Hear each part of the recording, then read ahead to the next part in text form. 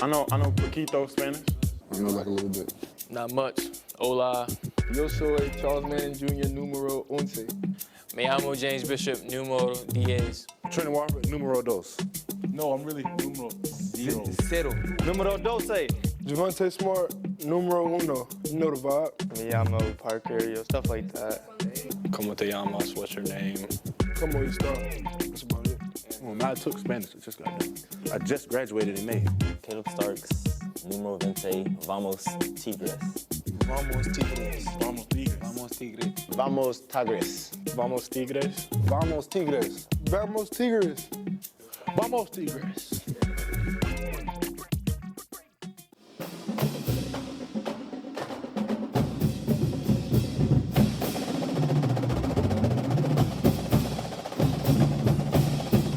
Hello and welcome to Tigers Roar. I am Jonathan Poche, joined by the Budman, Buddy Sanji, here on a Wednesday evening at Scoreboards, 10655 Coursey Boulevard. Very convenient to Airline Highway. Come check us out. TV's all over the place. Family-friendly environment. We're the best bartender in Baton Rouge. Kate's behind the bar, ready to serve you up some drinks. But first, let me welcome in the Budman, Buddy Sanji. JP, can you believe it, folks? It's really getting close to football season. You can feel it in the traffic, you can feel it in the air, and you certainly can see it, feel it, and read it in social media. Everybody expecting the Jags, the Tigers, and the Saints to have a great year. And JP, we will talk about that. We'll talk recruiting, we'll talk practice. Grant Delpit back at practice today. Kristen Fulton also back, some other guys back, so they're starting to round into shape. Saints going out to California to practice against the Chargers and play Sunday. And don't forget, we'll have plenty of programming coming up at the end of the month with all your Southern Jag football teams and Roman Banks with the overtime shows. So it is here, 17 days away, and cue up the Pointer Sisters. I'm so excited.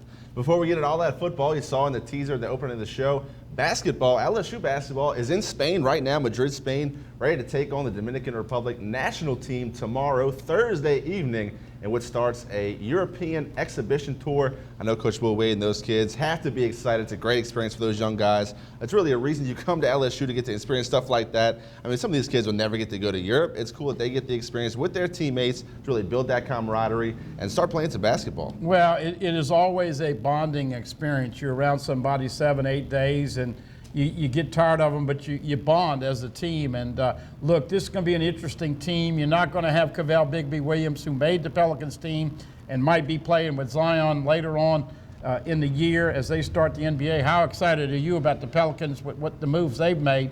But LSU basketball is going to be under the radar again, probably top 15 to top 20 preseason, but still with some stars. And as you know, different rules over there, wider lane, a little longer three-point shot, and they play a little more physical game. So we'll get an idea about some of the guys, who's going to be the starters. Great opportunity, as you said, to experience some culture that none of those kids may never experience again. Right.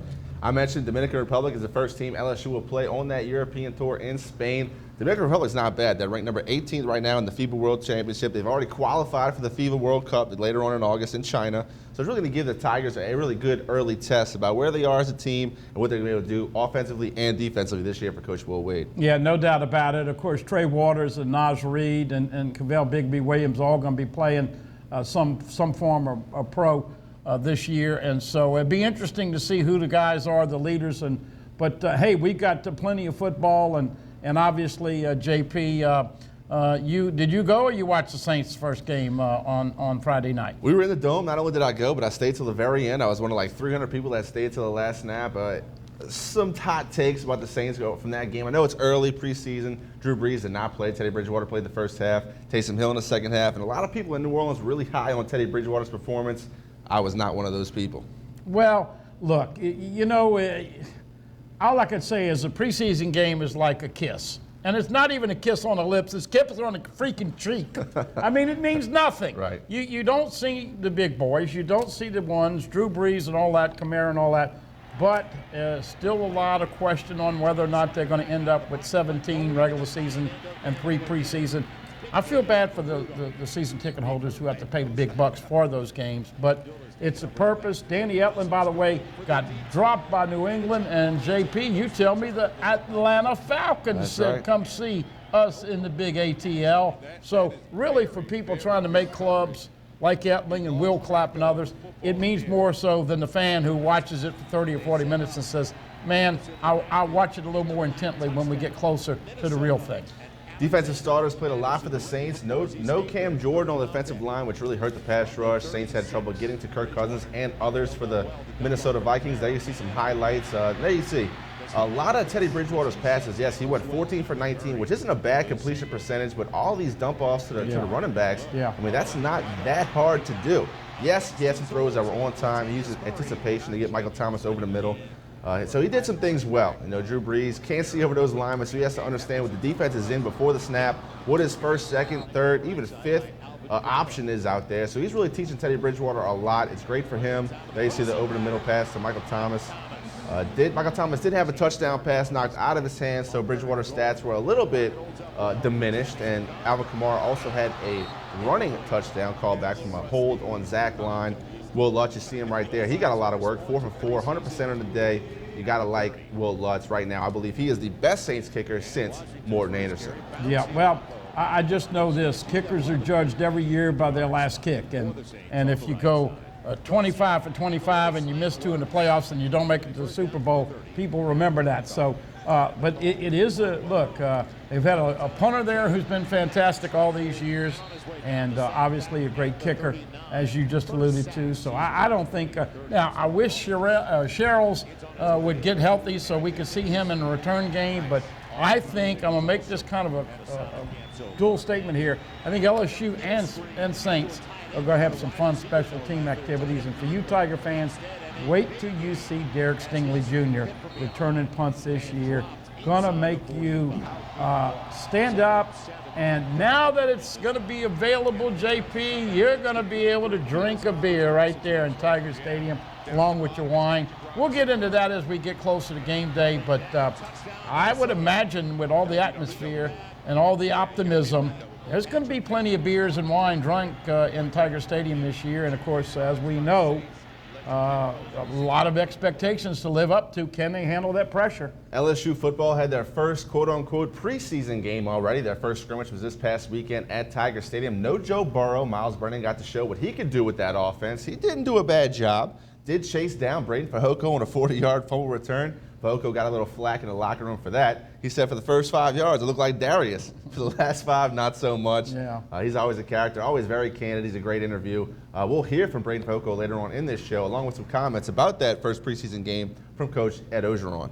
Yeah, when a guy does that, you call it running, and then he gets a piano on his back. And so after about 10 or 20 yards, he was great. He was laughing with the media and said this week, man, I didn't know the quarterback's supposed to be dead. I didn't know he could come tackle me, but they gave him a lot of teasing. And, of course, Ika and Tyler Shelvin both told him, dog, we'd have made it all the way to the end zone.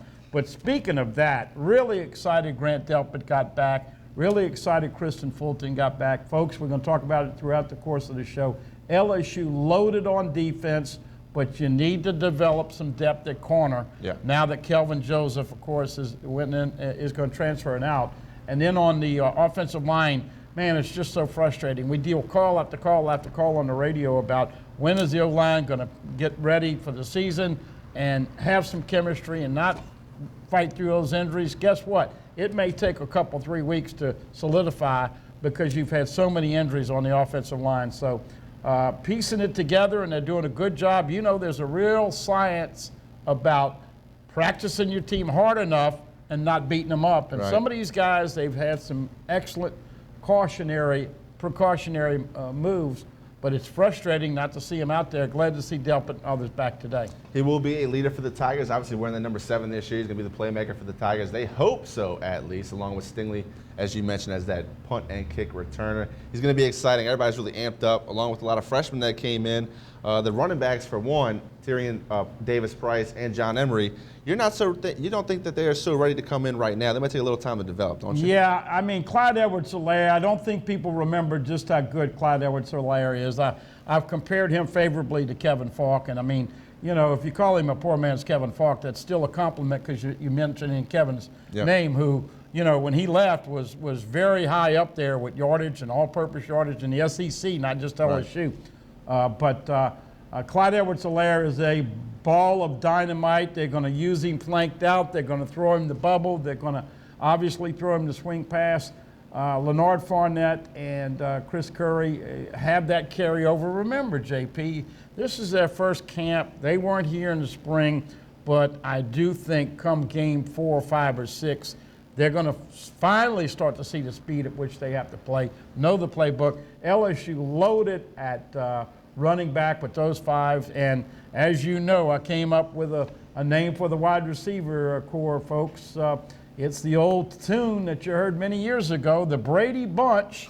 Joe Brady, person, we know everybody's talking about this guy and this person, but he's the passing game coordinator. And do you think that maybe we should hold it back a little bit, because the guy's never been one down in the press box with LSU, and everybody's talking about what him and Insminger are going to do. But what we see at practice, telling you folks, going to be really fun to watch this LSU offense. And what I like so much, they're bringing a lot of the stuff that the Saints did and still do, and I've been asking for that with screens and all that short stuff. Shotgun, 3 and 4 wides, throw to the tight end, get rid of the football quickly, and then, of course, as we've been talking about, got to score touchdowns and not field goals in the red zone. We'll talk a lot more about LSU football and Saints football here on this episode of Tigers Roar. We also have an update on recruiting from Mr. Mike Scarborough from TigerBait.com. We have a whole lot more coming up on this show, but first I want to tell you about Scoreboards. 10655 Coursey Boulevard. We're here every Wednesday. TVs all over the place. They have sports on every single day. Great place to come watch a game, to have a cold beverage, or get something great to eat for a great price. There you see the daily specials. Every day get something great for a great price. Tuesday, chicken fettuccine. Wednesday, red beans and rice. Thursday, hamburger steak. And the Friday, crawfish etouffee. Today is Wednesday, so red beans and rice, which is outstanding, is a special for today. And something going on each and every night here at Scoreboards. Always get the live music. It is a ton of fun. You can bring the family. Thursday is bike night. They have people playing right here on the Scoreboard soundstage. So come check us out here at Scoreboards. I'm Jonathan Poche. He's Buddy Sanji. Come back and join us after this break.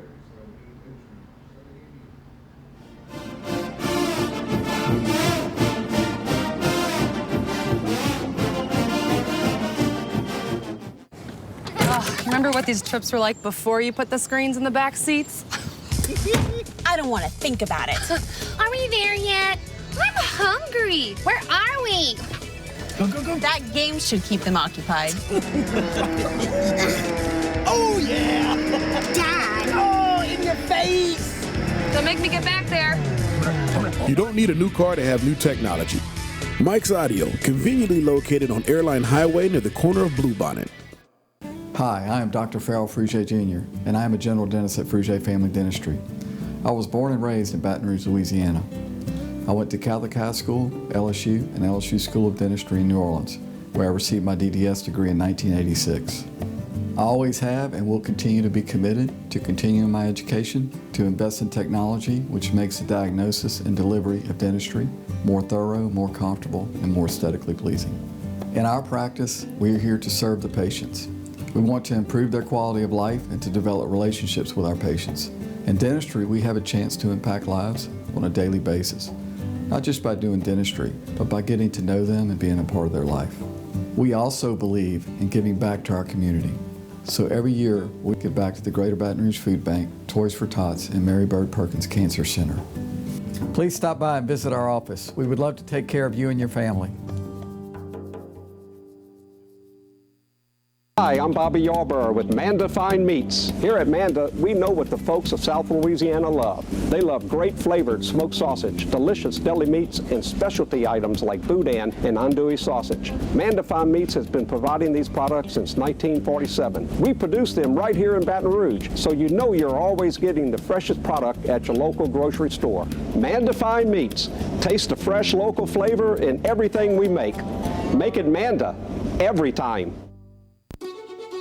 Live and play on the fairway at Greystone Golf and Country Club, a serene, challenging golf destination located in Denham Springs. For tee times and membership opportunities, go to GreystoneCountryClub.com.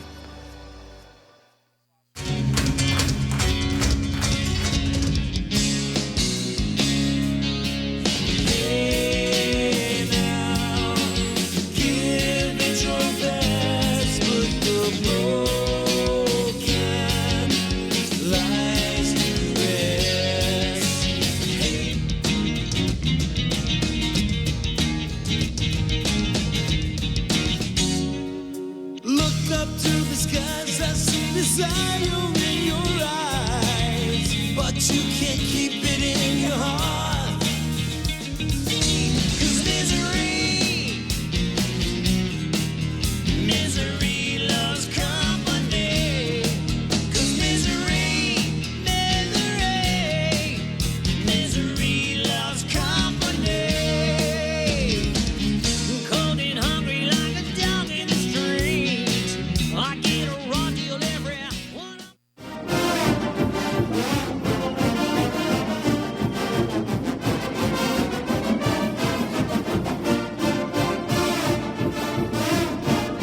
Welcome back in the scoreboards. Welcome back to Tigers Roar. It's time to talk some LSU football. My man Buddy Sanji's been going to practice each and every day. I know he's been sweating out there trying to stay hydrated.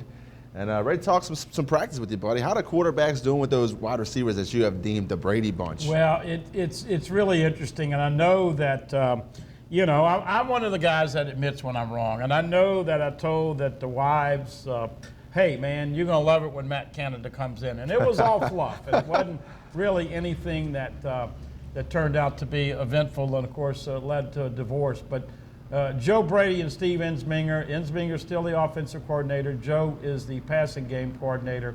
And folks, you're going to love it.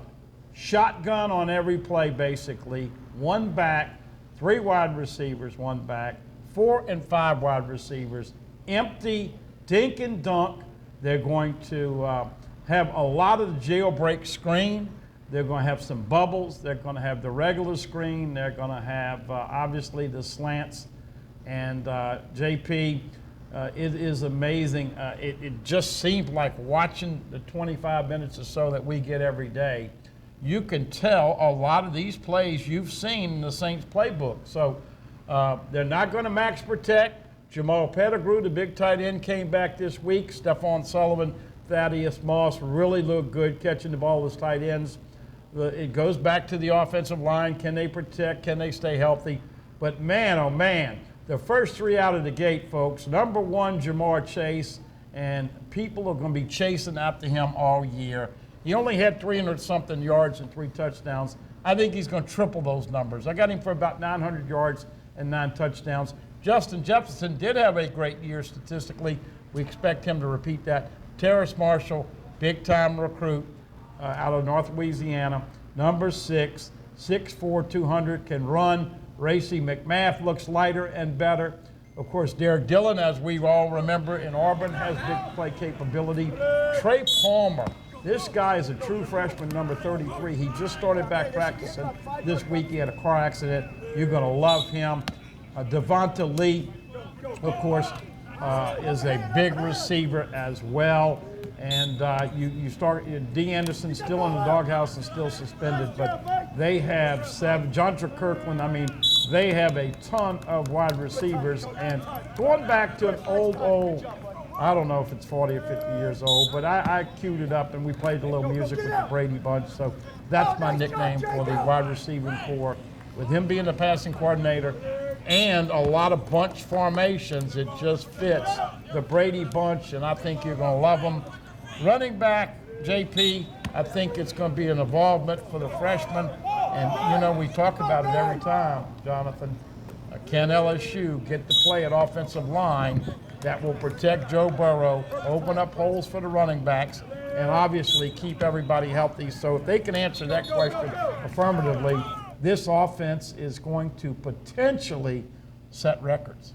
I mean, it's definitely going to be an advantage for Joe Burrow to be coming back for his second year as an LSU quarterback, but also this new scheme with Joe Brady gets the ball out of his hands very quick. You mentioned the screen game. Being a Saints fan, seen a lot of Saints games for a lot of years. They've been utilizing that screen to their advantage a long time.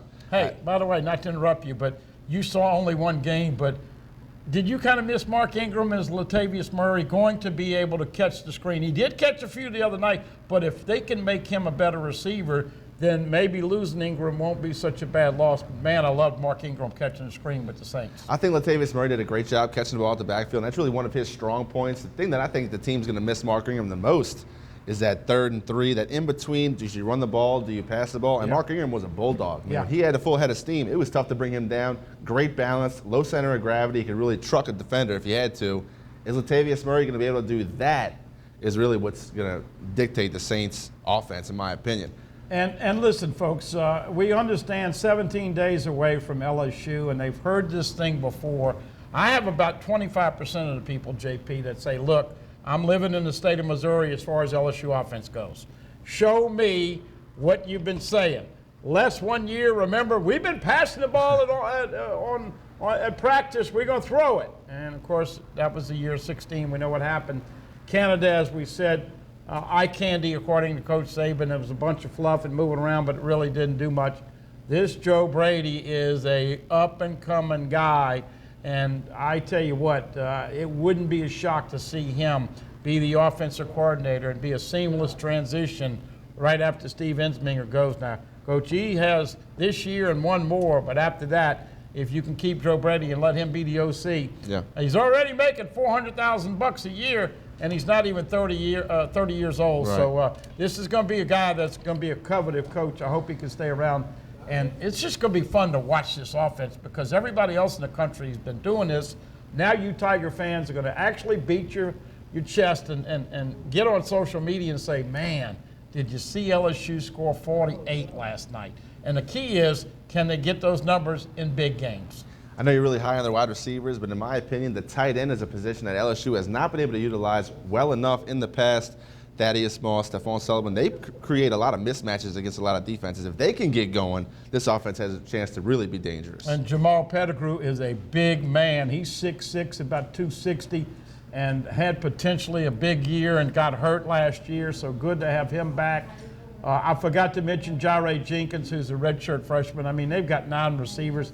You throw in the 2 tight ends, and then you throw in the running backs. They're going to throw it at Clyde Edwards-Helaire. They're going to throw it to Leonard Fournette. Yeah. Chris Curry, not as great a receiver, but his hands are suspect at times, but he is a bull in a china closet. And then, of course, how quickly. It's hard to project how quickly, but, man, you saw it went viral when John Emery made that cutback run. Once he learns the playbook, gets comfortable, and Tyrion Davis-Price is another physical running back. So offensively, you got to stay healthy in the offensive line, but you got to keep your quarterback and your center healthy. If you keep Cushenberry and Joe Burrow standing up vertical healthy this year, I like LSU's chances to compete for the SEC championship. I didn't say they'd win it, but they're going to be right there. And JP, the nation and the scribes and the pundits think it, because right now, if they beat Texas, they will be favored in 11 of 12 games this year. Well, right now, as every team is trying to deal with the injury bug, LSU has a lot of guys that are coming back from little knickknacks and minor injuries, as Coach O calls it. They did have their first preseason game over the weekend. I want to let you hear from head coach Ed Orgeron about that preseason game, one without Joe Burrow, and what he saw from Miles Brennan, and also a new kicker in Cade York. Here is head coach Ed Orgeron on this past weekend's LSU Tigers' first preseason game.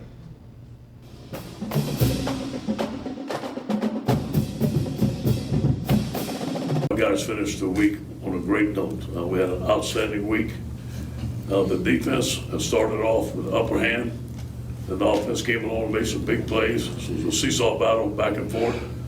Special teams, Cade York was pretty good today with a 51-yard field goal. I think it was 8 out of 10.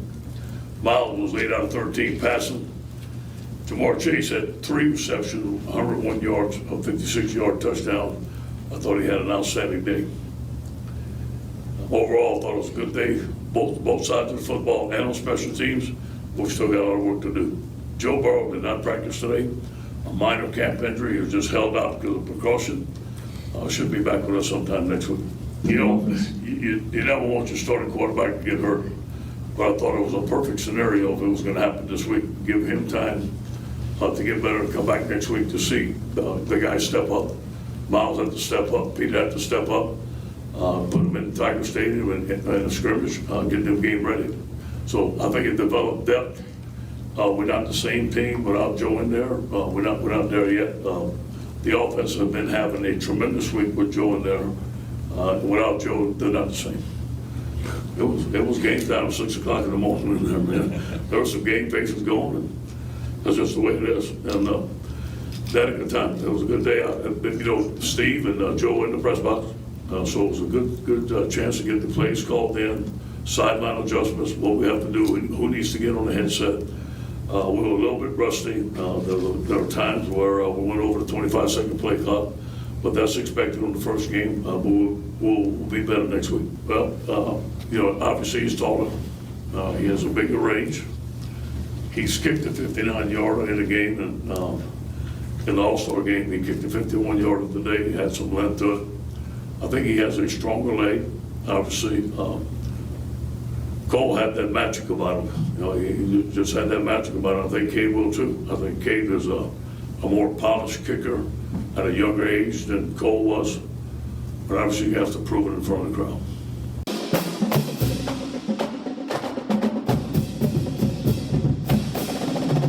That was head coach Ed Orgeron talking about his quarterback, Joe Burrow. You never want to lose your starting quarterback, but if it's going to happen, this is a good time for it to happen. You got to sit up in the booth with Ensminger and really hear how the plays were called and really get a feel for the offense early. Here's to Joe Brady, Joe Burrow, and the LSU offense.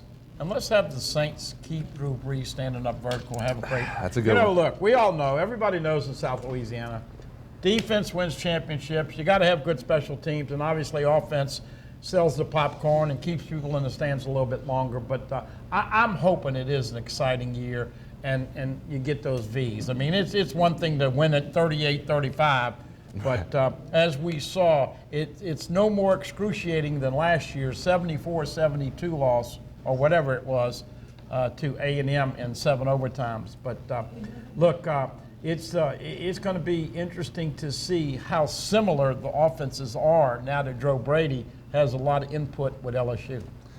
Well, we're here at Scoreboards, 10655 Coursey Boulevard. I mentioned earlier there's something going on each and every night here at Scoreboards. I want to show you the entertainment schedule for this week. Last night was Ladies' Night. Glitter and Gossip had $5 bottomless glitter bombs. That's really popular out here Tuesday nights.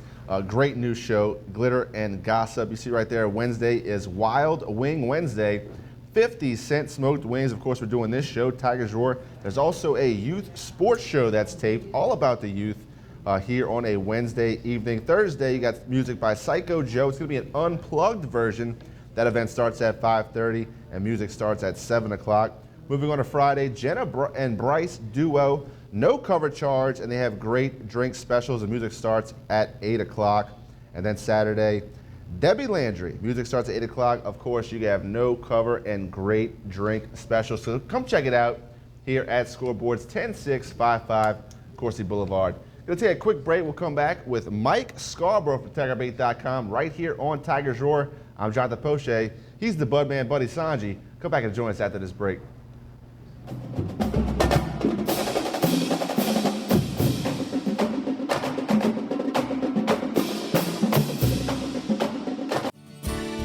Creel Tree Service is a licensed and insured tree service providing tree and stump removal, topping, trimming, cabling, pruning, and fertilizing. We have free stump removal with takedowns, free estimates, affordable rates, and senior citizens discounts. Call 774-TREE. That's 774-8733. Get your yard ready for the warmer weather. If it deals with a tree, call me, Creel Tree Service, 774-8733. That's 774-TREE.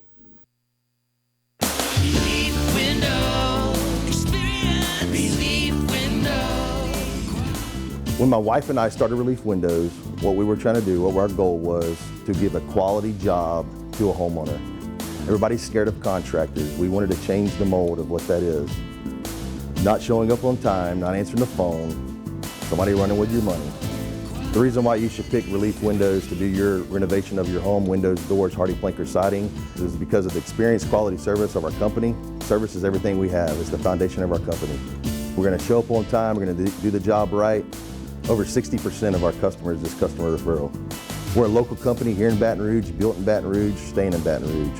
Okay. The job's not done until you're happy and we're happy. It's built the old-fashioned way, with a handshake. Here at Relief Windows, it's an honor to be official window, door, and siding company of LSU Athletics, from one winning team to another.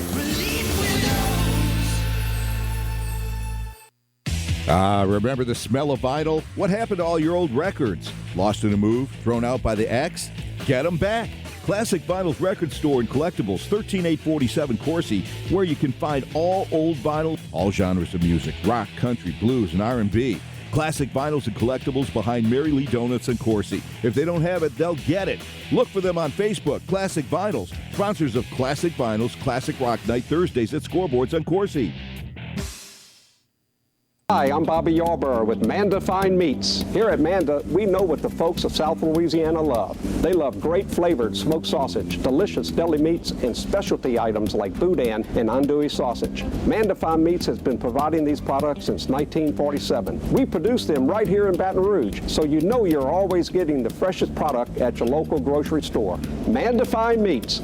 Taste the fresh local flavor in everything we make. Make it Manda every time. Hello. Hola. 你好. Experience what the Baton Rouge International School can offer your children. Now welcoming displaced students for short and long-term stability. This is an important announcement. If you're between 50 and 85 and worried about your loved ones, you can still get affordable life insurance for peace of mind. My life insurance coverage is guaranteed, and I was not required to get a medical exam. I had high blood pressure and diabetes, and I got my coverage with one telephone call. No exam necessary. I'm a smoker, and I wanted to take care of my family. I called to get my life insurance and my affairs in order. I wanted to do the right thing. Call Final Expense No Exam Insurance. Your rates are guaranteed and will never increase. I called and learned that this insurance cannot be canceled even if you get sick or gain weight. And there are no restrictions on how my beneficiaries use the money when I'm gone. Approval was easy and the price was right. I wanted to do this for my children. Call 800-654-9927, 800-654-9927.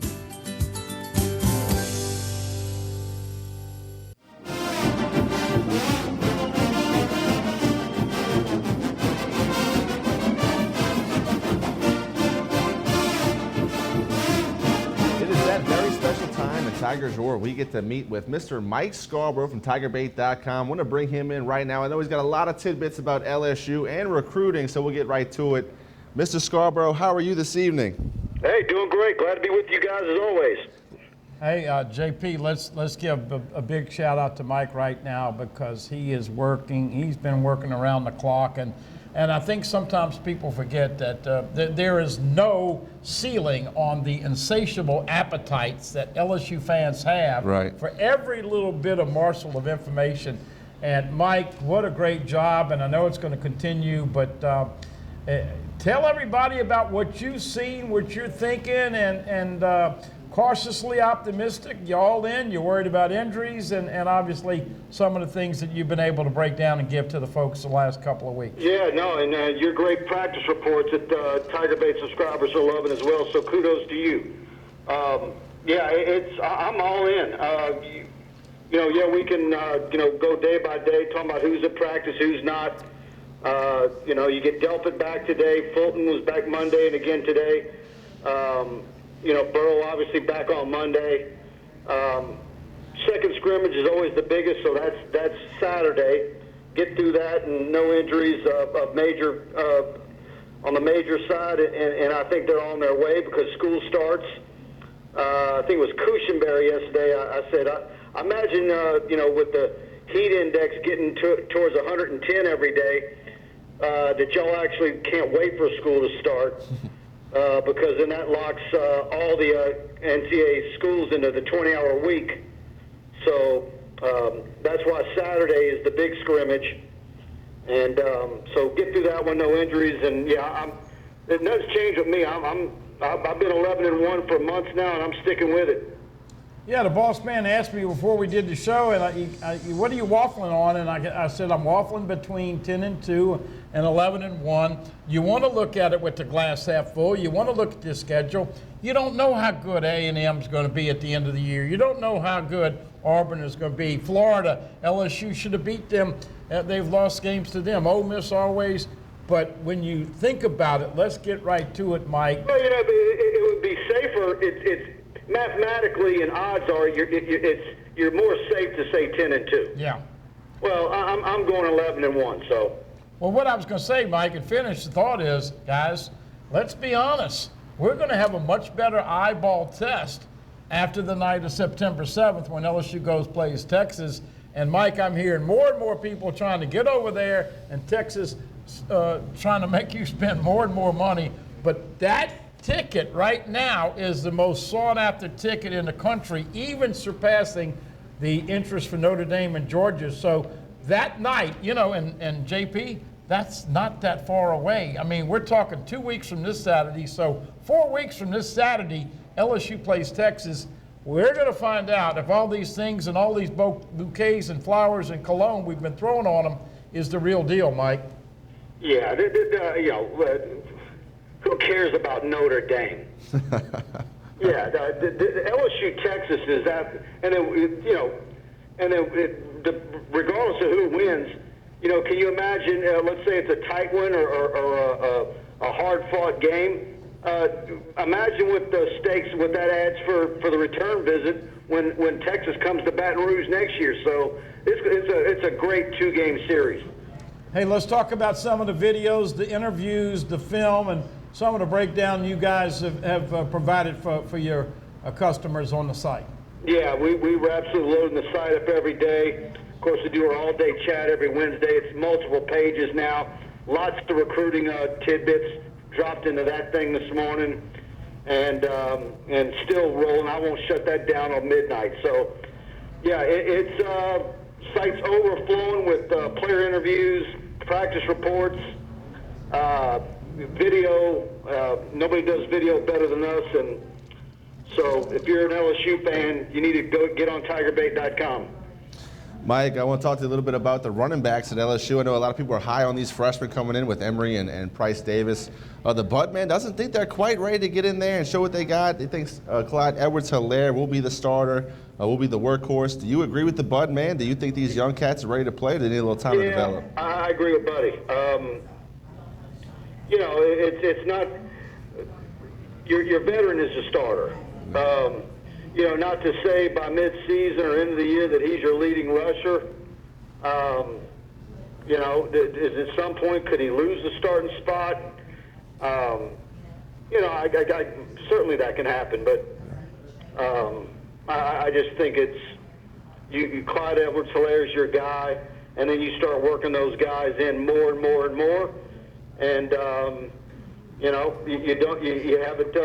Where one of them's not putting the ball on the ground and they're holding on to the ball and doing the things that veterans are supposed to do. And then sooner or later, whoever's the most talented and makes it go, he's the guy. Yeah. But they're all going to play. I mean, Leonard Fournette's having a great camp. I mean, you got these running backs lined up at receiver. You've got a handful of running backs there that are all going to be happy, I think. I know Buddy has named the wide receiver core the Brady Bunch. So who in the Brady Bunch has impressed you the most? Has it been Jamar Chase? It's Jamar Chase. Yeah. And Terrace Marshall's poised and happy, and he wasn't 100%. He started coming his own late in the year. I think he's going to have a big year. Justin Jefferson's always steady.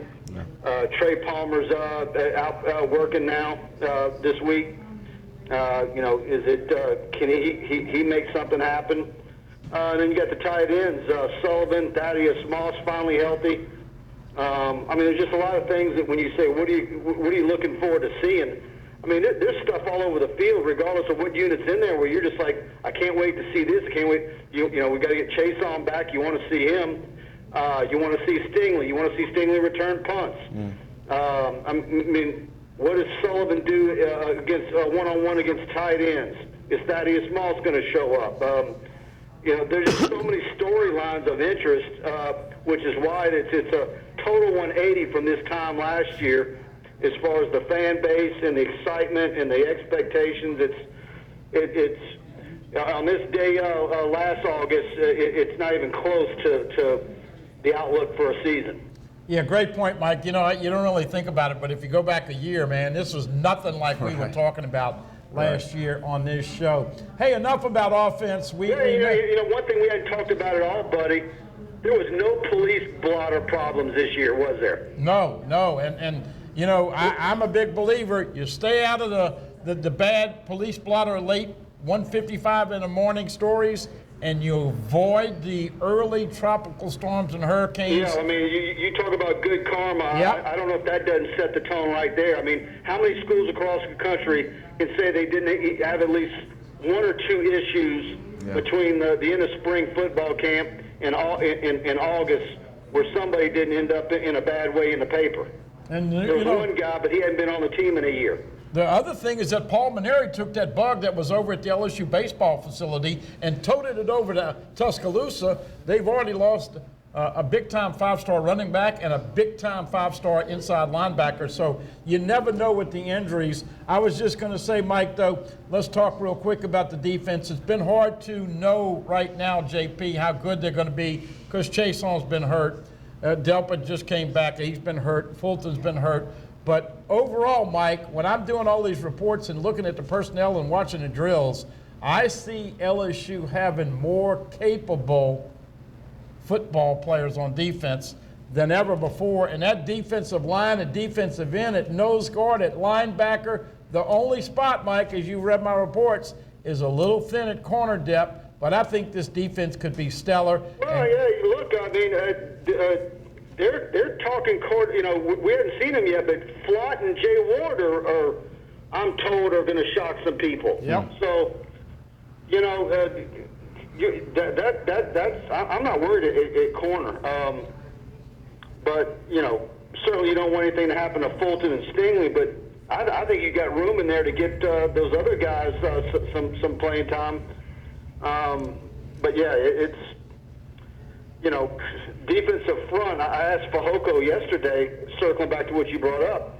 You know, if everybody stays healthy on that defensive line, and they're all there in November, where you hit that long stretch in November of games, and you're able to rotate those guys, and Shelvin and Ika and Joe Evans, who immediately stood out to me week one. He was brought up again today. You know, you've got a number of bodies there to rotate where even if you're going into a multiple overtime game late in the season, you got the bodies to make it go. Neil Farrell looks like he's going to help. You got a ton of help inside and outside on the D-line, ton of linebackers. You want to get Chason back, and obviously everybody knows Grant Delpit and Kristen Fulton have already, JP, made all SEC and All-American preseason teams. You get everybody back, and then, of course, the third part of it, special teams looking really good, and Mike Cade York is going to be a bigger, we don't know if it's going to be better yet, but he's going to be a bigger and a stronger leg version of Cole Tracy. Don't think they'll kick 33 field goals and make 29 like they did last year, but all signs point to him being ready for the pressure right now. And now, Mike, we'll find out, obviously, in 17 nights. You know, you like to make a prediction. Tell me that with McMahon and the special teams group you have, tell me that Texas game isn't an optimum spot where once a year, and Miles was famous for it, he seemed to always do it against Florida. Tell me that Texas game isn't an optimum spot to use the one-trick play that you keep in your wallet through a season that maybe you don't use at week 2. Interesting, but you know what? I guess the question is, JP, will you need to do that? Texas losing 8 starters on defense, but they have recruited well. And Mike, we're not skipping over the Georgia Southern opener, but man, all of the side stories with Ogeron and, of course, the kissing bandit, Tom Herman, all the talk between LSU and Texas people. And this is a crazy thing. It'll never happen again in any of our lifetimes. They went to play Texas 3 times in baseball over there, got swept. Playing Texas in football September 7th, and going back to playing them in basketball, JP, the team you highlighted at the beginning of the show, with the Big 12 and SEC challenge. So every big major sport going to Texas this year, Texas football comes back, Mike, as you said. Yeah, Texas was always a school that if you didn't get them in a bowl game, they never would schedule you. Yeah. And the last thing they wanted was to schedule LSU. And, of course, we all remember the 2002 Cotton Bowl. Of course, Malk got hurt early that season. Little problems in the secondary. You had an all-pro wide receiver that gave LSU fits that day. But, yeah, it's like, but now that the A&M's been in the league for years, the cat's out of the bag, so now Texas has agreed to home-and-home series with the likes of LSU. All right, Mike, real quick before we let you go, if you could give us the latest updates. We realize these kids are at their own schools and getting ready for their jamborees and the start of their seasons. So not a lot going on, but seems like LSU's got a couple potential verbal commitments coming down the road here this weekend. I think by Saturday night, LSU will have 24 commitments. Friday afternoon, defensive and outside linebacker B.J. Ojolari of Marietta High School in Georgia. I believe he's going to commit to LSU. That'll be at about 1:50 p.m. Friday. Saturday night, Corey Moore from Rummel, the wide receiver. High 4-star prospect. He'll announce it at a luau party Saturday evening, and I believe that'll be LSU. So LSU will have 4 absolutely incredible wide receiver commitments in this class. So, so then you start saying, all right, well, you got Jacobian Guillory, 25. They want another safety, 26.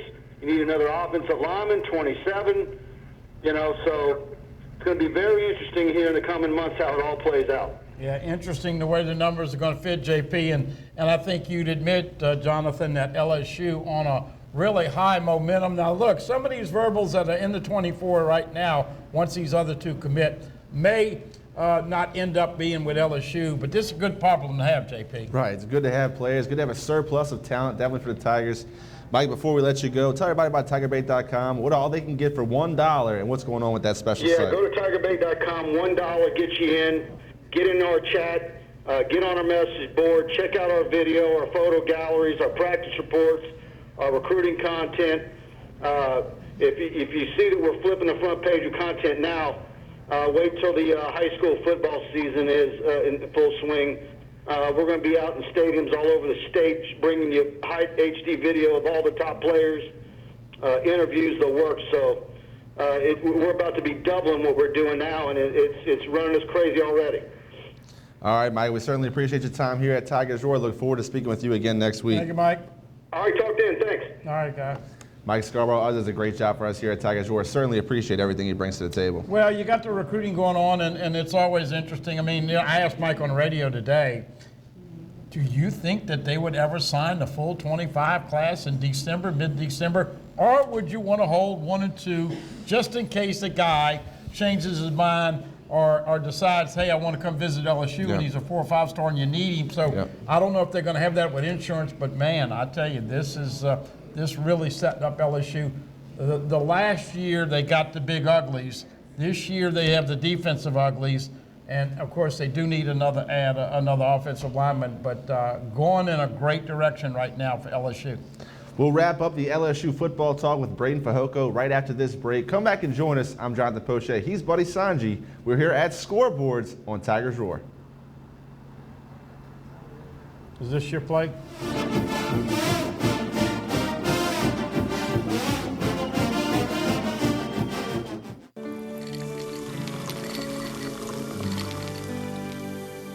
No one can stop me when I taste the feeling.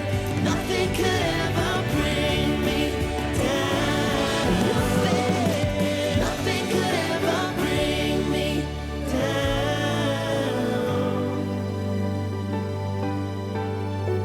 Taste the feeling.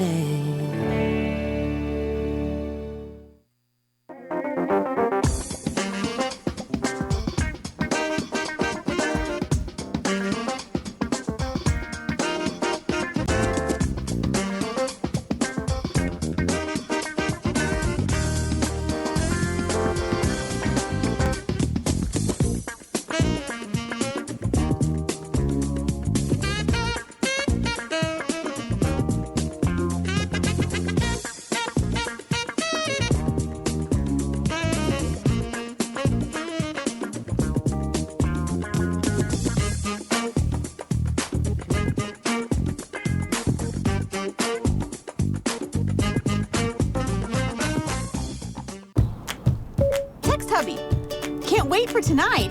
Where are we meeting? Tonight? Date night? Oh. Find sushi restaurant. Let's try Wasabi Sushi. Route to sushi. The destination is on your left. Play our song. Pioneer in-dash systems with Apple CarPlay. Get yours installed today at your local Mesa retailer.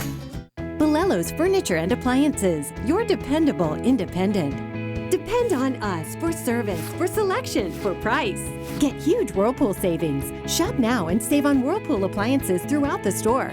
Plus, experience our price match guarantee and ask about special financing. You can depend on the know-how of people who live appliances every day. Bolello's Furniture and Appliances, your dependable independent with nationwide buying power. Hi, I am Dr. Farrell Frugier Jr., and I am a general dentist at Frugier Family Dentistry. I was born and raised in Baton Rouge, Louisiana. I went to Catholic High School, LSU, and LSU School of Dentistry in New Orleans, where I received my DDS degree in 1986.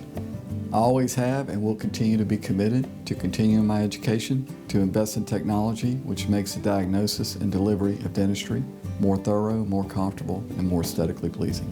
In our practice, we are here to serve the patients. We want to improve their quality of life and to develop relationships with our patients. In dentistry, we have a chance to impact lives on a daily basis, not just by doing dentistry, but by getting to know them and being a part of their life. We also believe in giving back to our community. So every year, we give back to the Greater Baton Rouge Food Bank, Toys for Tots, and Mary Bird Perkins Cancer Center. Please stop by and visit our office. We would love to take care of you and your family. From appetizers, pasta dishes, and entrees, La Contea takes pride in preparing all the Italian cuisine we know you love. Enjoy live music every Thursday through Saturday from 6 to 9, happy hour weekdays from 3 to 6, and brunch on Sundays from 11 to 2, as well as dinner portion-sized lunch specials for under $10. Visit our website to view our menu and book a party or meeting in our large banquet room. Once you try La Contea, your Italian dining will change forever. For Total Home Pest Control, who are you going to call? Call the Bug Man, 923-BUGS. For Total Pest Control for your home or business, call the original Salvat. Call the Bug Man today, 923-BUGS.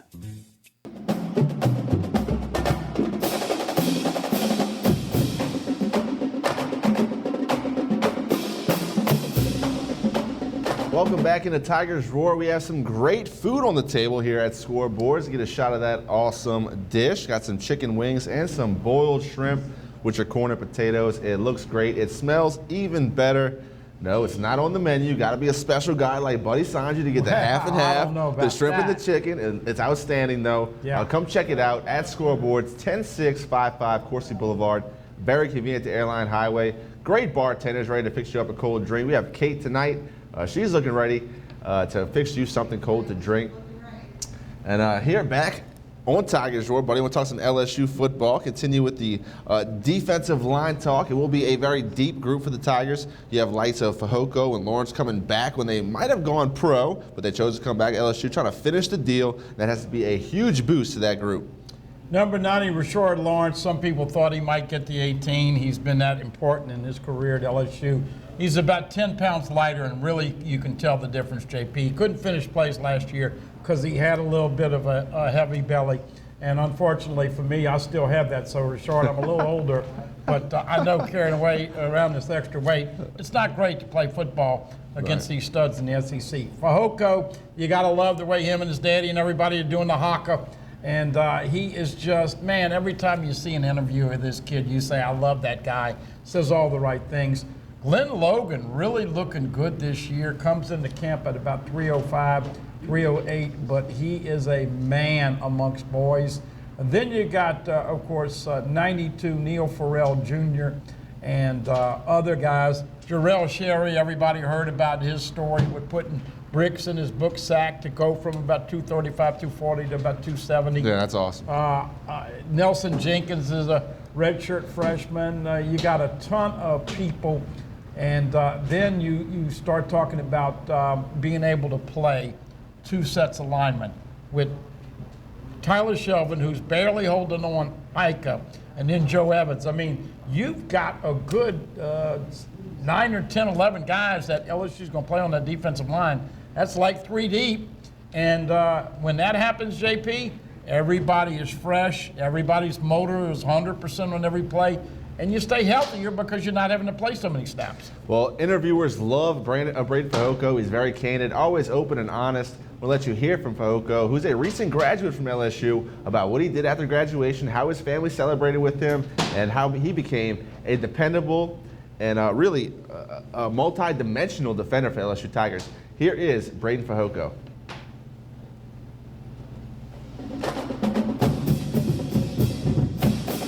Graduated? Not really, not yet. It hasn't really hit me yet. But I'll tell you what, it's a great honor. Something I wanted to accomplish. That was really my first goal coming to college, was to ultimately finish my degree. Now I have it. It's something that I know I can fall back on. Did you get to celebrate? Did you do anything crazy? A little bit. My parents came to town, cooked a lot of food.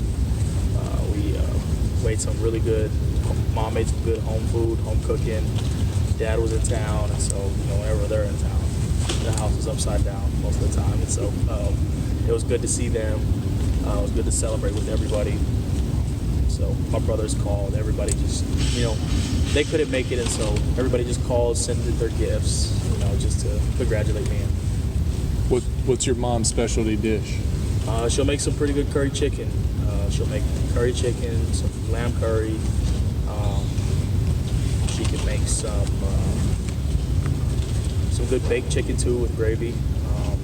So you're always gonna, anytime you're in the Fehoko household, you're always gonna eat some good food. I can guarantee you that. So what's the spice level on that compared to South Louisiana Cajun food? Not really. They don't really like crystals. I pour a bunch of that on my food, but they're still trying to get the hang of that and some Tony C's, and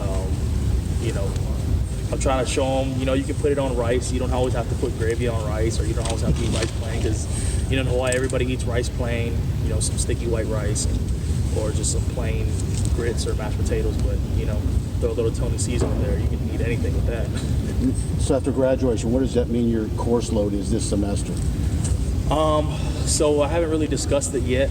Kind of wanted to take a break from school for a while, but I'll probably do an internship now that I have my degree in communication studies.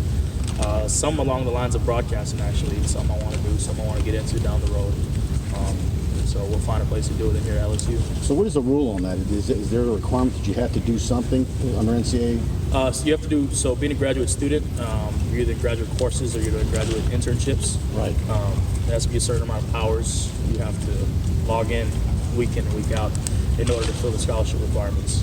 So it's like Burrow, where he's never has to go into a classroom. Mm-hmm, pretty much. Joe, I don't know what Joe's schedule is, but I'm pretty sure it's a good one because he's well rested every time he comes to workouts. That's the plus. So, Braden, you've heard Coach Miller say we've got to get better in the trenches this year, offensive line, defensive line. So how do you feel about what you guys did last year, or how do you need to improve this year?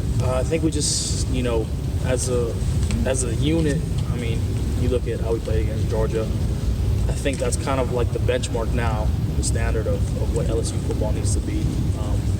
We refer to that game a lot because both sides of the ball, we kind of had our way up front. We were physical, we were in shape, guys were hustling to the ball, we were tearing off blocks. The offensive line was, they were maulers that game. They were driving guys 5 yards on the field, and I think when you have a game like that against, whatever Georgia was, the number 2, number 3 team in the nation at that time, there's really no more excuse not to do that no more, not to put it on film, not to put it on film.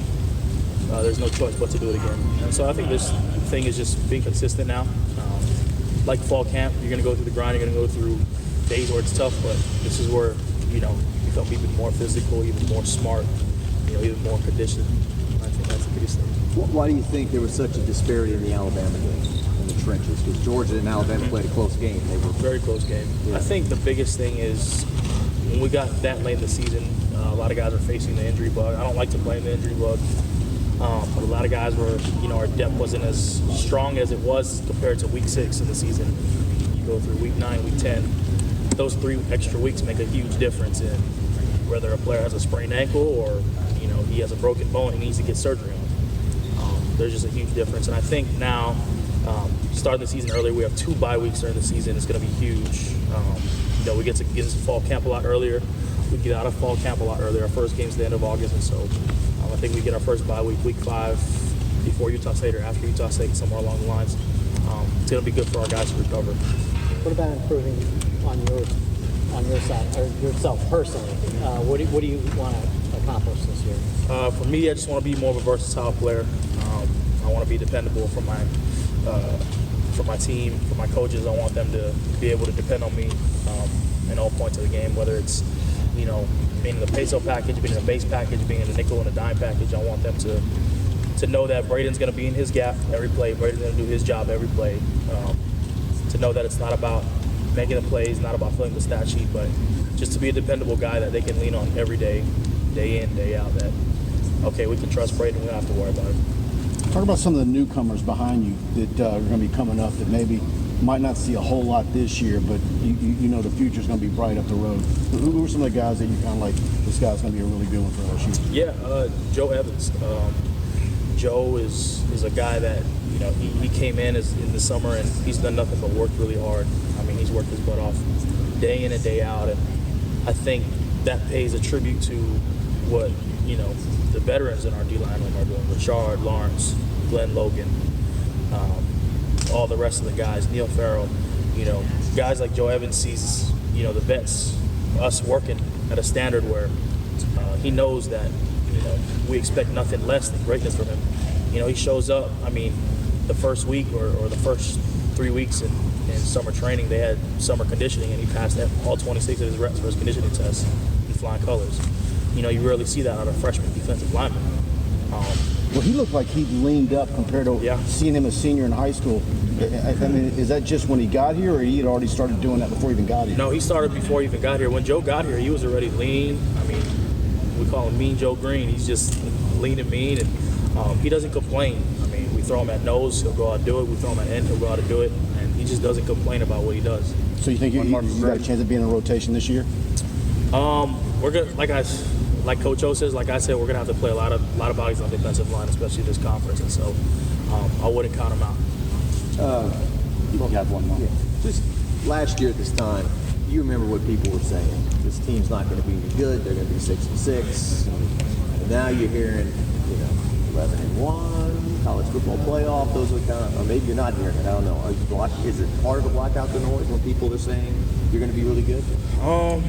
It's pretty easy on my part. I haven't been on social media for like the past month and a half, and so I mean, whether it's good or bad, we just focus on the team. We come to practice every day. I know people say block out the noise, but like, you really got to block out the noise. Once you're in this building, it's all about LSU. It's all about, you know, the brand of Louisiana State University. And it's focusing on what we can do to be good for my fellow teammates, what I can do to be good for my coaches, and just do what's best for the team. Thanks, Brad. Yes, Brad. Thank you. You know,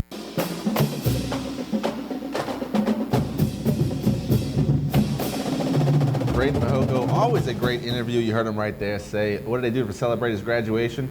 He had some of Mama's good home cooking. Well, you know, the question is, I've been giving nicknames out to everybody, but are we going to call this guy the wheelbarrow? I mean, he got ran down by Miles Brennan. He picked up a fumble on Saturday, runs 20 yards. He looks like he's a sprint star, and unfortunately, the piano gets on his back, and Miles Brennan comes and tackles him. But he's a hell of a guy. The potpourri, the makeup of this LSU team, so many cultures, and he is a guy that is going to flourish playing defensive end. You know, last year they needed him to play some nose guard, so I like his potential. And really, folks, you're going to love the way Dave Aranda uses so much depth on that defensive line this year. That pretty much wraps up our LSU football Tiger Talk right here on Tigers Roar. We come back from this break, we'll get into the New Orleans Saints, their first preseason game against the Minnesota Vikings in the Dome, and also what's coming up next week for them. We'll hear from head coach Sean Payton and middle linebacker Demario Davis, a guy that appears to me to be vital to that New Orleans Saints defense. No doubt about it. Come back and join us after this break right here on Tigers Roar.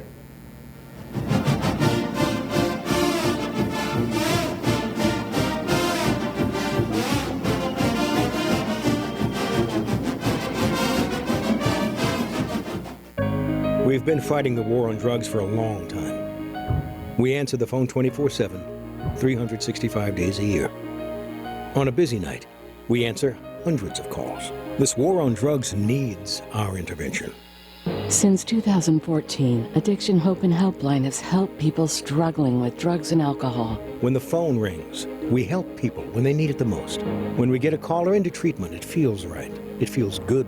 It's a blessing. If you're struggling, drinking, using, and need to get clean, don't suffer alone in silence. Call Addiction Hope and Helpline. Our people understand, and many are also in recovery. Call for support and strength. You can call for someone who can't or isn't willing. It's an act of love.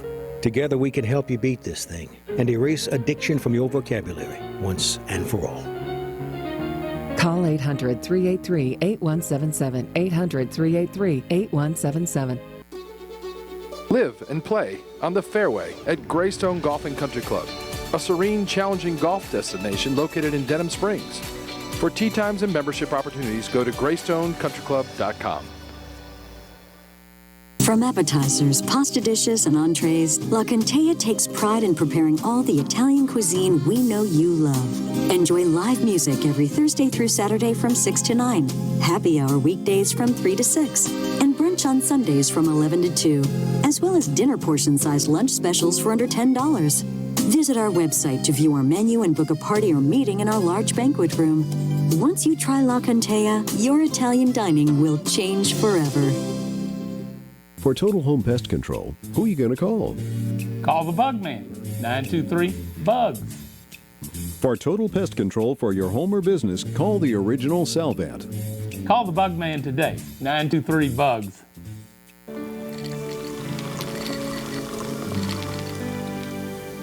No one can stop me when I taste the feeling. Nothing could ever bring me down. Nothing could ever bring me down. Taste the feeling. They said I could find you here. Why are you fishing? Our company's got to ship out 2 full color brochures and 20 color copies. You're killing me. It's done. Designed, printed, packaged, and shipped. How? You just got to know the right people. Baker Printing, the printing people. How come you get to fish in this private lake? Like I said, you just got to know the right people. You can know the right people too. Hi, I'm Bobby Yarborough with Manda Fine Meats. Here at Manda, we know what the folks of South Louisiana love. They love great flavored smoked sausage, delicious deli meats, and specialty items like boudin and andouille sausage. Manda Fine Meats has been providing these products since 1947. We produce them right here in Baton Rouge, so you know you're always getting the freshest product at your local grocery store. Manda Fine Meats. Taste the fresh local flavor in everything we make. Make it Manda every time. Hello. Hola. 你好. Experience what the Baton Rouge International School can offer your children. Now welcoming displaced students for short and long-term stability.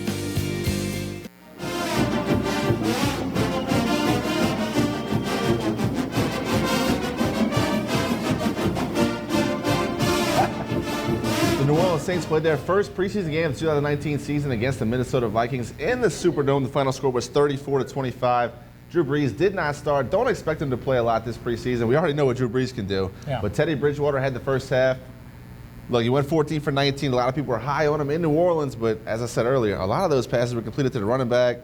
Yeah, he did have good timing, good anticipation on a couple throws, did have a nice ball to Cyril Grayson down the sideline. I wasn't overly impressed with Teddy Bridgewater. Yeah, it's early to know about the Saints. You want to get through the grind. Of course, this week they go out to California. They went out there today, practice against the Chargers, play against the Chargers Sunday at 3 o'clock.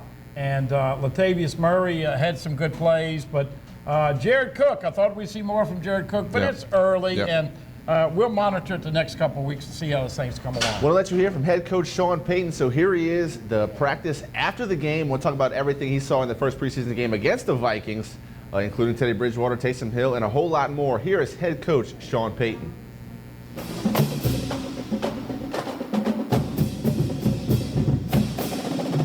Just an update. We signed 2 players, fullback Shane Smith and tackle Chris Clark, to the roster. Any questions about today? Not about today, but when you were looking to fill your special team staff openings, what made Rizzi and Galliano the guys you wanted? Well, the late Tony Sperano and I worked together in Dallas, and for 3 years, and he's someone that I would say I was very close with. Tony had coached and hired Darren at the college level, so I'd heard a lot of good things from Tony about him. And then, you know, he was at Miami. I'd met him on a handful of occasions, and look, overall, I thought it was a good fit for us. His experience and you know, his ability to teach. His teams have played well, so that's kind of how that really began. The special teams units here, I mean, the specialists were really strong last year. The coverage units were really strong. So for those guys to step in, to have that kind of solid nucleus to work. Yeah, look, Mike did a tremendous job, and Brad and Kevin. I mean, very quickly we ascended to become one of the better special teams units in the NFL, and you can look at, depending on how you want to look at it, but it played a key part in us winning 13 games a year ago, 14 then considering the playoff game. But there were a handful of games that, you know, went in our favor, and there was a play that we could point to in the kicking game that had a lot to do with it. So these guys come in, again, with the same mentality as teachers, looking to put our players in the best position, you know, be aggressive and have enough things that we can do to take advantage of. Sean, I know there's a little bit more work to do before the team goes to California, but how much do you look forward to, I guess, those interests, those two-team workouts, and you guys seem to get a lot of productive work in against the Chargers? Well, Anthony and I worked together for 3 years. I feel like our last 2 times we've been with them have been real productive. Both teams are really wanting to get better. They understand that. It's good climate change this time of the year when you have that opportunity. So, and then you're working against a playoff team, you know, one of the better teams in our league. From an evaluation standpoint, can some of these joint practices be even more beneficial than a preseason game? I think so. I think so. You know, you might get more reps at something than you might not get in a game. You can essentially script out what you want to see and then who you want to see do it for your own team. And sometimes it's a little bit more difficult in the course of a game. You mentioned yesterday that the team sort of like hit a wall. How do you think they responded today? I thought pretty good. You know, I thought, again, we got 3 good team periods out here. We'll look at the film and make the corrections. We still need work at the end of the game, at the end of the half. That's what we're doing in that last drill. So we got to continue to work that. Sean, what is it about Chris Clark that you like? Well, look, he's experienced. He's someone that, you know, has played. And, you know, he's a guy that can come in right away without as much of a transition maybe as some others. You're saying the line about Shane Smith? Yeah, absolutely. Talk a lot about Drew Brees' longevity and him playing the game for so long. For maybe positions that are more physical, specifically like a Ted Ginn Jr. at receiver, what do they have to do to have that same longevity to be going into his 13th year? Well, look, there's some good fortune relative to, you know, injury health. Obviously, there's a lot of training that goes involved in it. They got to be able to run and be in shape, especially at that position.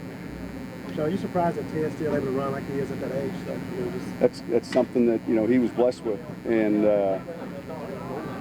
you know, we have this term, you know, we don't need to see it every day, but we still need to see it. And he's a smart player. He understands, you know, what we're trying to do from a scheme standpoint, and he's been a real good addition for us a few years back. So we're excited to have him back. Sean, looking at Deontay Harris in the return game, he had a punt return. It was like 23 yards, but there was a penalty. How do y'all evaluate that when there's a penalty involved, even though he had a nice return? Well, look, we pay attention to the return, and he gets a plus. You know, I mean, I don't think overall in a game there's a negative impact with a penalty like that, and yet, you know, he did some encouraging things. How was Will Clapp throwing his second? He's doing well. He's getting a lot of work. We got a couple guys nicked up, and so you know, when you lose a few players, there's more reps than that you're getting. We cut a few reps out of the team periods today, but he's doing well. Coach Geno Grissom is a guy who seems to be flashing with the second team defense, third team defense. What are you seeing out of him? Well, he's sudden. You know, he's got pretty good get off. I think he, along with a handful of other those guys in that front, you know, these next few weeks are going to be real important for him. So why is your relationship or friendship with Anthony Leonard? Yeah, so Anthony and I were with the Cowboys together working as assistant coaches, and then we've always remained good friends. You know, he's done a really good job there. Why is intelligence something you kind of try to identify in a player when you're looking at him? Well, generally speaking, you know, the dumb players do dumb things during the course of the game, and the games aren't really long.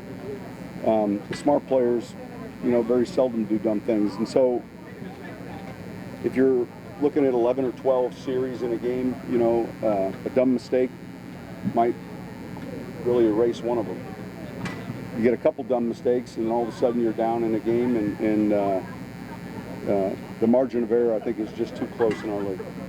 Coach, I know you talked about it after the preseason game Friday, but can you speak on the separation issues that Little Jordan's having? Is that the only thing keeping him out of being a consistent receiver? Well, no, look, there's a lot for someone like him who's a rookie, but he's competing, and we've seen some things that we think he does very well. But I would say, and not to be or sound cliche, but I mean, he's a work in progress right now. He's got some skill sets that we value and we like. He made a few plays the other night, and you know what? With his body type, you're not necessarily going to always get the separation you might want, but he's going to give you a target area, you know, away from the defender.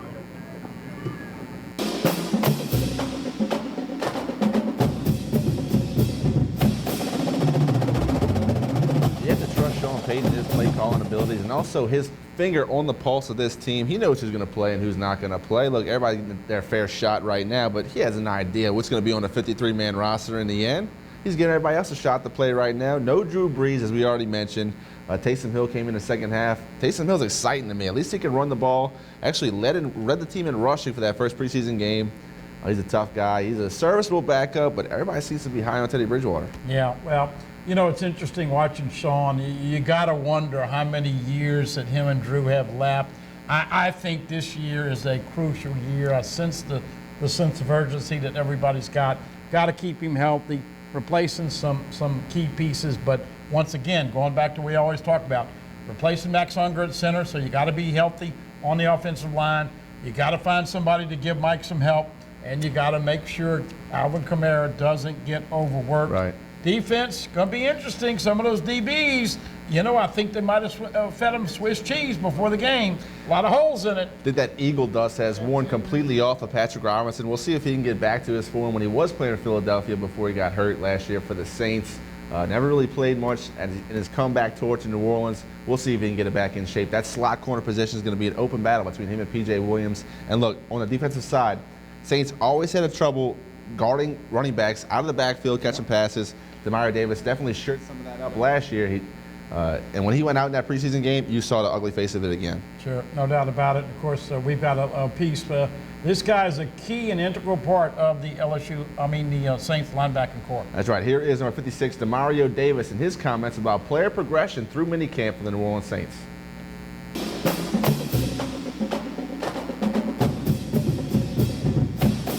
How much you looking forward to? You learn all that at Northwestern. You've never been competing against a different player. Yeah, I'm looking forward to it. I think our time in LA last year was really helpful.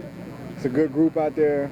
I really like A-Lin, like what he's doing with the organization. A lot of great players out there. Look, a lot of cross work that we can do. It's always good when you can practice against somebody other than the same face, just to get another look, different type of tempo. And the weather's a little bit different out there too. Do you think starters look forward to these joint practices because of the extended reps and maybe higher intensity than they do preseason game? It's all work, you know. It's all work, you know. Just something that can get better, and it's different, you know. And it's, you know, you kind of work up in phases. You know, first it's work without pads, then it's work with pads, then it's going against somebody else, and everything kind of helps leading up to that week one, which is where you want to be in full stride. And so I think all of it is helpful, you know, so you just try to take it in stride. Which one would you say is more beneficial, the preseason game or practices? It's all beneficial. I wouldn't say it's just different. You want those live reps because in practice, you know it's a practice rep. You're able to go back and watch the tape, get it corrected. In the game, you know, it's almost like when it happens, it is what it is. It's on tape now. You know, you can't get that rep back. So all of it is beneficial. You know, it's all needed. I think everybody in the league probably is like glad that they don't have a week 1 game tomorrow. You know, and so you just want to keep taking it in stride and get better every day. Mario, what kind of attitude have you seen out of Caden Ellis? He seems like a guy who's just kind of like bright-eyed, bushy-tailed, right? Get after it out there. I think he comes from a good pedigree. Dad played in the league a long time, did really well, and you know you can tell it's in his genes. A good football player. You know, you get somebody like that that's just hungry to learn, that loves the game of football. The sky's really the limit for him. It's really on him at that point. You know how good he really can be. It'd be on him. You said one of the lessons he's learned so far from you is to let football breathe and not just be all about it all the time, but like, you know, the time for family and everything like that. Why is that important for a young player like that? It's probably most important for a young player to let the game breathe. You know, you come in and there's so much information. You know, you go to practice and you learn new stuff. Then you play another team, you learn even more. And there's so much information, but you know, your brain hasn't expanded enough to be able to take it all in because you haven't been around the game long enough. You know, and so you look at an 8th-year guy and want to go out and make the same type of play he makes. It's probably not going to be the same because he's seen that play 100 more times than you. And so being able after practice to go in, kind of let your brain breathe, get in the tub, shower, relax a little bit, call back home, talk to your people, and then come back to it. It's probably most important for a young guy because they'll go from the practice field, go watch the film, back to the practice field, back watch film. They're looking at their playbooks all night. Their mind never is trying to take in so much information, and it's kind of like mental overload, and they actually become a worse player than a better player. But if they let it breathe, that's when you see the young guys that do good. Looking back at the last couple days, like from a rest and recovery standpoint, how stressful was that the last couple days just after a preseason game? Our training camp's been hard, you know, and our practices have been intense, and you know, to go in the game, come back. But you know, it's training camp. It's supposed to be hard. It's the only way you're gonna get better. You know, you don't want the season to be hard. You want to go through the stresses in a time like now, so that the time the season get here is easier. Even at 34 years old, how do you feel like Ted Ginn still can stress it? It's unbelievable. I hope I can run like him when he's 34. When I'm 34, I'll be all right. You don't see a drop off like in his ability to run and his speed, I guess. You still see him getting behind people, don't you? So these guys, DBs, ain't slow. So I mean, I'm not out there on that island to know exactly how fast he's running, but if he's getting behind defensive backs who run 4.3 and 4.4, and tell you how fast he's running. And at 34 years old, that's pretty incredible to me. Brees is someone else in the building, obviously, who's had to push the limit as far as players being able to play at a certain age. Like, do you ever go to Ted Ginn and just ask him what's in his regimen or how he's taking care of his body? Maybe some of it's luck and hereditary, I guess. But you ever kind of bounce ideas off of him or what's able to? No, you just watch guys like that. You always see them in the building. You know, you see them with their routines. You see how they eat. You kind of see guys like that, they're in the same place doing the same thing every day. And you just realize, so much of this game and longevity is about having a good routine that works. And I think every player is different. Part of it may be genes, part of it, a lot of it may be, focus and discipline. And, it's just a credit to them. Good morning. When you look at your accomplishments, and what I mean by that, only 4 times in Saints history, you look Ricky Jackson twice, Von Johnson, where he had at least 110 tackles and 5 sacks, and you did it also in a Jets uniform. Is that just kind of a measuring stick that, you're involved in the pass rush, getting 5 sacks and over that 100 mark in tackles? I think it's, first of all, it's a blessing, to be able to make it through, have enough games to be able to get those stats, and I mean, this game is 100% injury, so I count it as a blessing from God every time I'm able to make it through a full season. I think that's a big part of it. Then so much of it is coaches looking at your ability and putting you in position to be successful, and then trusting the scheme and being where you're supposed to be. And then I think playing with a unit like this that's really good on the offensive side of the ball puts us in a lot more third downs, where they throw the ball to the running backs on checkdowns more, so you get more tackles, and the third down you get more pressures, put them in longer situations. That opens it up and makes it easier because in the Jets, the difference in the Jets was I did it in 100% of snaps, and here I did it on like 89% of the snaps. So you see like the difference is it's easier to do it on a team like this because of the makeup and the dynamics. Near the end of the year, I mean, that difference in snap count, I think it was about 100 or so between the Jets and here. I mean, could you feel that difference at the end of the year? Yeah. Into the playoffs, like I feel fresher. Yeah. And that's a good, that's another tribute to the coaches. My coach kind of talked about that early on. He was like, listen, where you were before, you didn't have to prepare your body for postseason. Now you need to make sure that you're prepared to go in the postseason. So we're going to kind of try to protect you in that way. So that was helpful. What do you like about the joint practices coming up, and then in particular, do you like anything about going against the Chargers? I'm looking forward to the weather, that's for sure. And then they got some good players over there, some good tight ends and backs, so that should be some good cross work. Looking forward to that. Like A-Lin, great coach, love what he's doing with the organization. And we had great practices out there last year, very competitive, very professional practices, so I'm looking forward to it. Tomorrow, how about injuries very similar?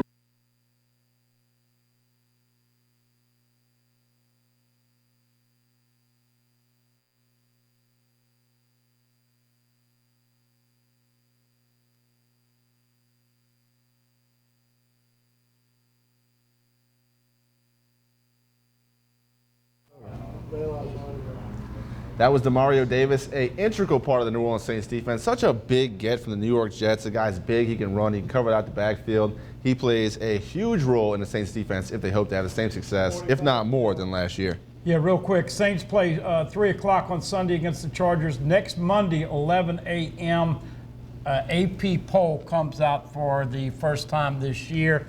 LSU back at practice today. Grant Delpit, Kristen Fulton, and others. Continue to watch Tiger Bait for updates.